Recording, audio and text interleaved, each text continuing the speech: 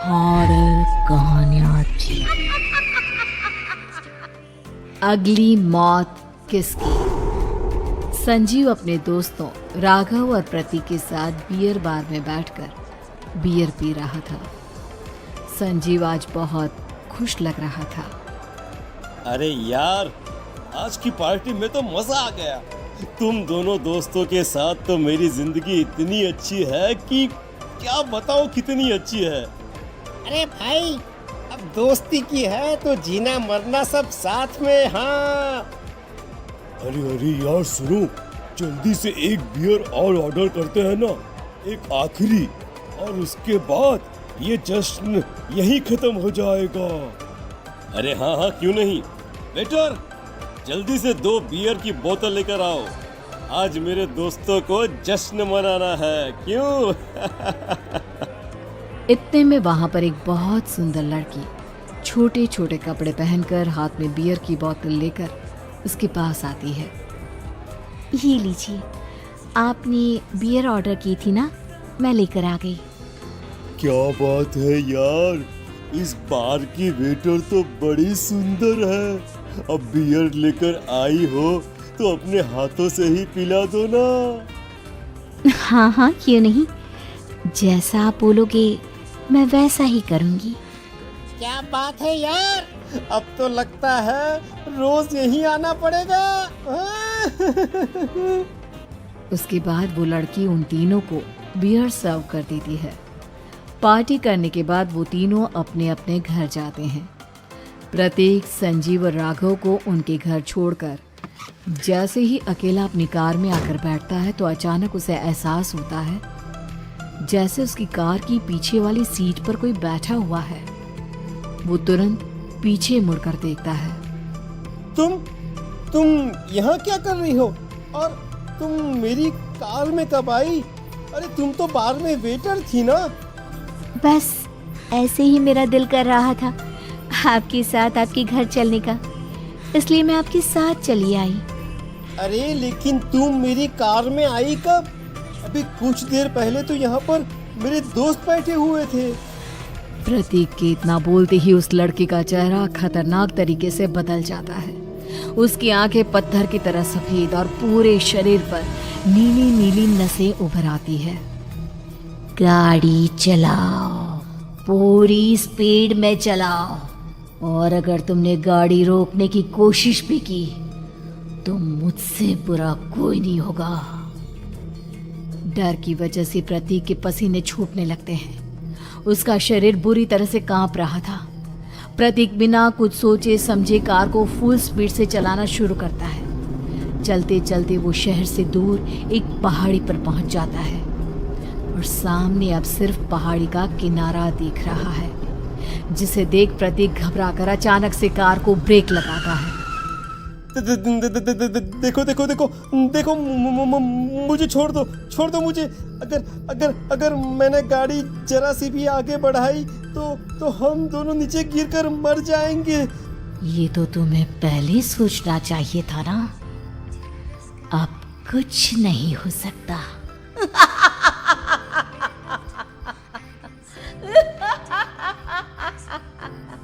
छोड़ दो मुझे। नहीं, प्लीज मुझे छोड़ दो। प्लीज मुझे जाने दो। छोड़ दो मुझे। गाड़ी आगे बढ़ाओ। और तभी अचानक से बिना प्रतीक के स्टार्ट किए उनकी कार आगे बढ़ती है और गहरी खाई में गिर जाती है। उसके चीखने की आवाज़ चारों तरफ सुनाई देती है।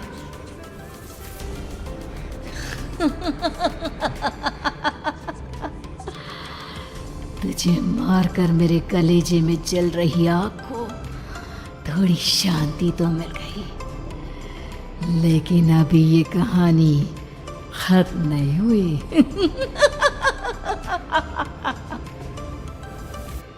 और फिर अगले दिन राघव और संजीव को पता चलता है कि प्रतीक की पहाड़ी से नीचे गिरकर मौत हो गई।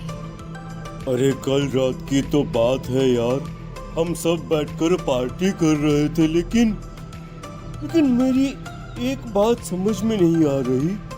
राघव शहर से इतना बाहर उस पहाड़ी पर इतनी रात को क्या करने गया था? अरे यार, वही सोचकर तो मैं भी परेशान हूँ। हम दोनों को छोड़ने के बाद तो वो सीधा अपने घर जाने वाला था, और वो आत्महत्या क्यों करेगा भाई? कल रात तक वो कितना खुश था, हमारे साथ सेलिब्रेट कर रहा था। हाँ, लेकिन पुलिस ने तो यही कहा है कि प्रतीक ने अपनी कार को जानबूझकर पहाड़ी से नीचे गिरा दिया और आत्महत्या कर ली। अरे यार संजीव, मेरी तो कुछ भी समझ में नहीं आ रहा है। चल ठीक है, अब मैं अपने घर जाता हूँ। Okay, bye.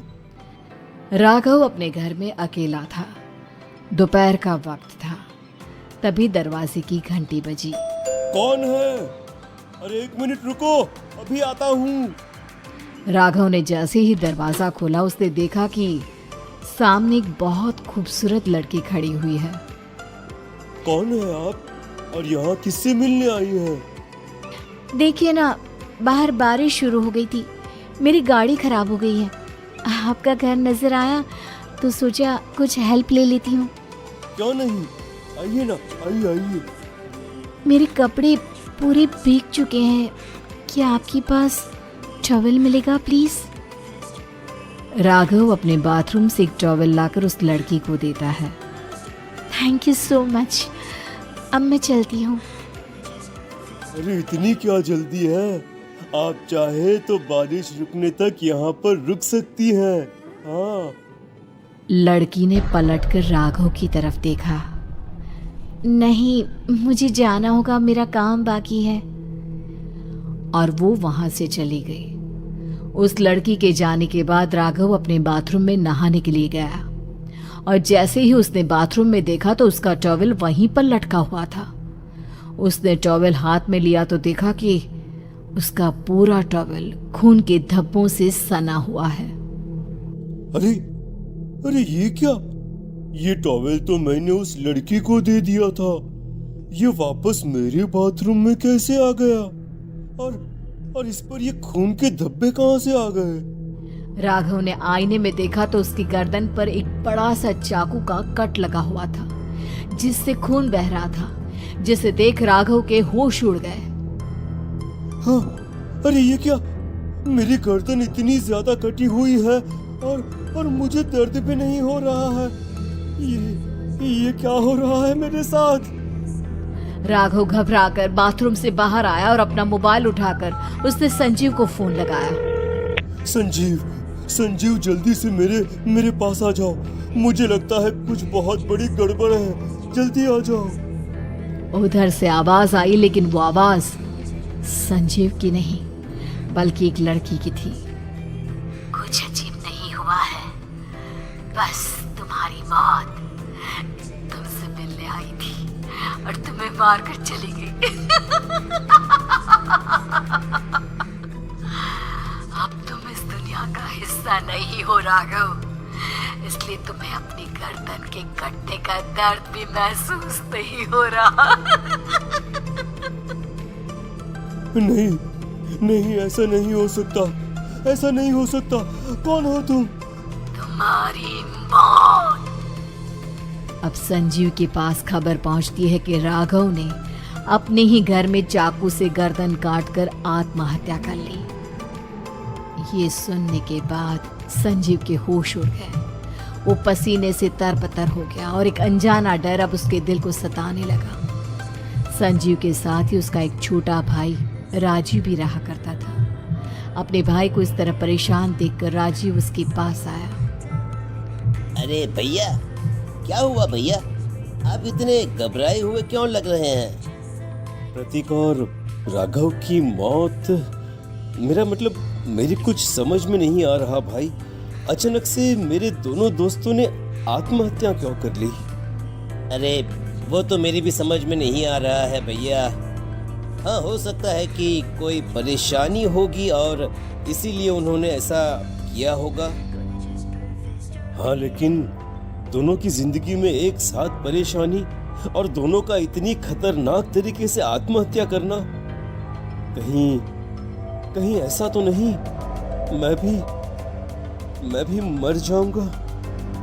अरे आप ऐसी बातें क्यों कर रहे हैं भैया? वैसे ही मैं इतना परेशान हूँ। जब से अंजलि ने मेरा साथ छोड़ा है तब से सब कुछ बहुत अजीब सा हो गया है। रोज रात को डरावने सपने आते हैं। ऐसा लगता है जैसे अंजलि बार बार मेरे सपनों में आकर मुझे डराने की कोशिश करती है। अंजलि का नाम सुनते ही संजीव की आंखें फट गई और उसके गले में आवाज अटक गई। उसके चेहरे पर घबराहट साफ नजर आ रही थी। कौन थी वो लड़की जिसने प्रतीक और राघव को आत्महत्या की आड़ में मौत के घाट उतार दिया? और कौन थी अंजलि जो बार बार राजीव के सपनों में आकर उसे डरा रही थी? अंजलि का नाम सुनकर संजीव इतना घबरा क्यों गया? इन सवालों के जवाब जानने के लिए देखिए इस खतरनाक कहानी का अगला भाग।